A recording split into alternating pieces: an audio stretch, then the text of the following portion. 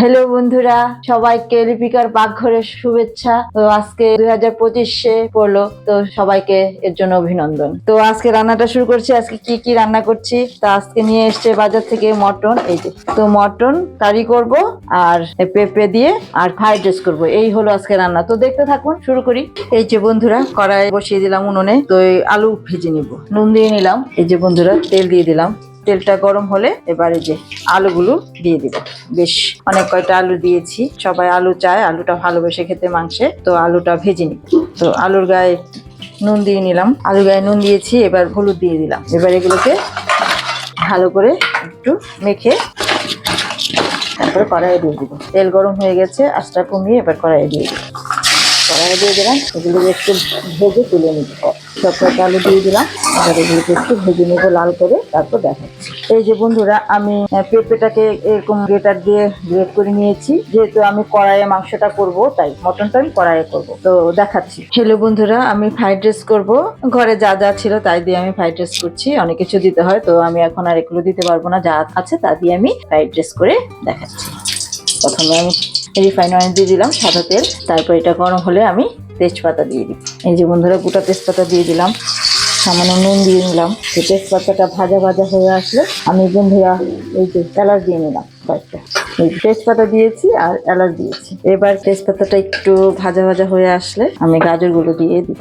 এই যে গাজর কেটে রেখেছি, গাজর দিয়ে দিলাম। আর কিছু বিশেষ দিব না। তো গাজরটা একটু ভাজা ভাজা হয়ে আসলে তারপর আমি রাইসটা দিয়ে দিব, ভাতটা দিই। তো পরে দেখাচ্ছি। এই যে বন্ধুরা, গাজরটা মোটামুটি ভাজা ভাজা হয়ে গেছে। এবার আমি এই যে ফ্রাইড রাইস বাসমতি চালের ভাত করেছি, এটা আমি দিয়ে দিলাম। এটা দিয়ে এটাকে ভালো করে মিক্স করে নেবো। তো আমি মিক্স করে তারপর দেখাচ্ছি। যে বন্ধুরা, আদা রসুনটা আমি পাটায় করে নিয়েছি। আদাটা এবার বেটে নিব। রসুন আর আদাটা বেটে তারপর মাংসটা বসিয়ে দিই। বন্ধুরা, কড়াই ওই আলুগুলো ভেজে নিয়েছিলাম। এই যে লাল করে আলুগুলো ভেজে তুলে নিয়েছি। এবার ওই কড়াইয়ের মধ্যে আমি তেজপাতা দিয়ে দিলাম আর পেঁয়াজটা দিয়ে দিলাম। পেঁয়াজটা দিয়ে একটু নিয়েছি। তো পেঁয়াজটা একটু ভাজা ভাজা হয়ে আসলো। এবার রসুনটা যে থেতো করে রেখেছি, মানে বেটে রেখেছি, আধা বাটা করে রেখেছি। তো এর মধ্যে থেকে এই যে আধা বাটা করে রেখেছি, এর মধ্যে থেকে অর্ধেকটা দিয়ে দিচ্ছি। হয়তো বেশি হয়ে যাবে, তো এইটুকু দিয়ে দিলাম। এবার এটা একটু ভাজা ভাজা হয়ে আসলে এর মধ্যে আমি একটু মশলা তৈরি করে নিচ্ছি। কি কি মশলা দিব? এই যে 2 চামচ, এই যে 3 চামচ, আর সামান্য অল্প দিলাম। আর এই যে জিরে আর ধনে গুঁড়ো 2 চামচ, যেহেতু এটা মটন তাই। তারপর লঙ্কার গুঁড়ো একটু বেশি দিতে হবে। কাঁচা লঙ্কা চিড়ে দিব। তো লঙ্কার গুঁড়োটা এই পর্যন্ত আমি দিয়ে দিলাম। দিয়ে এগুলোকে আমি মিশিয়ে তারপর দিয়ে দিব। এই যে বন্ধুরা, জল দিয়ে দিচ্ছি। এই যে বন্ধুরা, জল দিয়ে গুলে আমি এই মশলাটা দিয়ে দিব। জল দিয়ে গুলে নিচ্ছি। ভালো করে গুলিয়ে নিয়ে তারপর দিয়ে দিব। বন্ধুরা, আর একটু জল দিতে হলো। এর মধ্যে কটা কাঁচা লঙ্কা মাংসটার মধ্যে দিয়ে দিলাম। এই যে বন্ধুরা, ভাজা ভাজা হয়ে গেছে। এবার আমি মশলাটা দিই।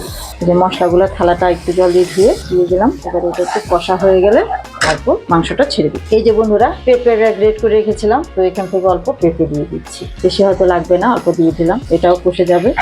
এর মধ্যে মাংসটা পেঁপে দিলে মটনটা একটু তাড়াতাড়ি সিদ্ধ হয়ে, যেহেতু আমি কুকার করছি না, কড়াই করছি। তো আমি পরে দেখাচ্ছি। তো একসাথে আমি সব দিয়ে দিচ্ছি। মাংসটাও দিয়ে দিচ্ছি। বন্ধুরা, একসাথে কষা হয়ে যাবে। আমি আর মাখামাখি করিনি, এইভাবেও করা যায়। এবার পরিমাণ মতো একটু নুন দিয়ে নিলাম। এই যে বন্ধুরা, এবার এটাকে মিশিয়ে নিব। এটা কষা হয়ে গেলে কষানো হোক, তারপর দেখাচ্ছি। আর এই যে বন্ধুরা, এই যে ফ্রাইড রাইস, এবার এর মধ্যে আমি ঘি দিয়ে দিচ্ছি, দেখাচ্ছি। এই যে ফ্রাইড রাইসটা হচ্ছে, এটা এক হাতে নাড়ানো যাচ্ছে না, তো আমি নাড়িয়ে ঘি দিয়ে দেখাচ্ছি। এই যে বন্ধুরা, 1 চামচের মতো ঘি দিয়েছি। দেখাতে পারলাম না, ঘিটা খুলে এক হাতে দেখাতে পারলাম না। যাই হোক, এই যে এরকম হয়েছে। এবার এটাকে নামিয়ে দেখাচ্ছি। এই যে বন্ধুরা, এবার এটার মধ্যে চিনি দিব। এই যে আমি হাত দিয়ে মেজে দিচ্ছি, 2 মুঠ চিনি দিয়ে দিচ্ছি।